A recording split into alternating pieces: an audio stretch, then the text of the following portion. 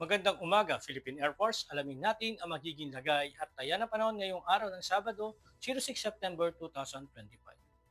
Para sa ating synoptic situation, ang binabantayan nga nating low pressure area ay naging isang ganap na bagyo kaninang alas 2 na madaling araw. Ito'y huling namataan sa layong 315 km kanluran ng Sinait, Ilocos Sur. Ito ay may taglay na hangin na 45 km per hour malapit sa gitna at may pagbugso na umaabot na 55 km per hour. Ito ay kumikilos westward sa bilis na 15 km per hour.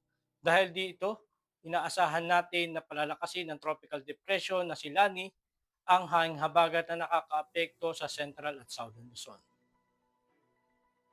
At para naman sa track intensity ng bagyong si Lani, inaasahan natin na lalabas ito ng Philippine Area of Responsibility ngayong hapon at inaasahan natin bukas ito ay mag-intensify into tropical storm category.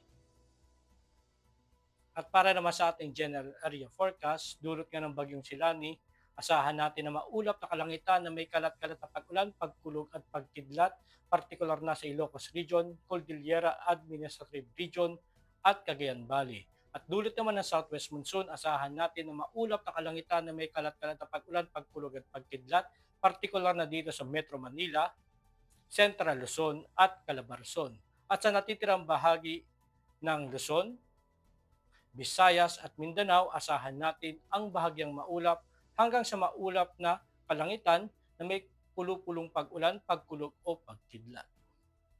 At para naman sa 3-day forecast sa Metro Manila, bukas hanggang sa Martes, asahan natin ang bahagyang maulap hanggang sa maulap na papawiri na may pulupulong pag-ulan, pagkulog o pagkidlat. Ganon din sa Cavite, Lipa, Angeles, Puerto Princesa, Kalayaan Island, Lapu-Lapu, Zamboanga at Davao. Ang araw ay sumikat kaninang 0544 at lulubog mamayang 1804. Para sa ating moon illumination, we have 98% increasing.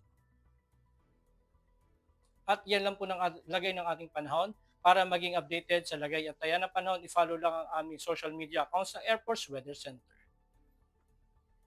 At sa ngalan po ng aming commanding officer na si Colonel Alvin John Cugador, Philippine Air Force General Staff Corps, ako si Staff Sergeant Edmar B. Sagadraca Jr., Philippine Air Force Weather Forecaster ng Air Force Weather Center. Muli magandang umaga, Philippine Air Force.